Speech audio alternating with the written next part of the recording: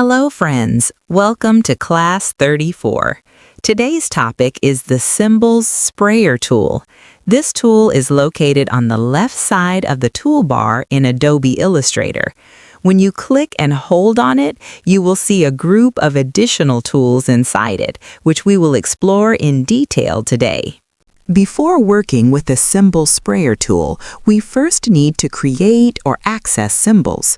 You can find them by going to the Window menu and selecting Symbols. Once you click on it, the Symbols panel will appear on your screen. From this panel, we can choose any symbol we want. Simply drag and drop the selected symbol onto the artboard, and we can also make adjustments if needed. Now, go to the Symbol Sprayer tool and use it to spray the selected symbol onto the artboard. As you can see, this is a circle shape. First, select the circle and change its mode to Draw Inside. Once the circle is in Draw Inside mode, start spraying the symbol inside it. You will notice that all the sprayed symbols remain confined within the circle's boundaries.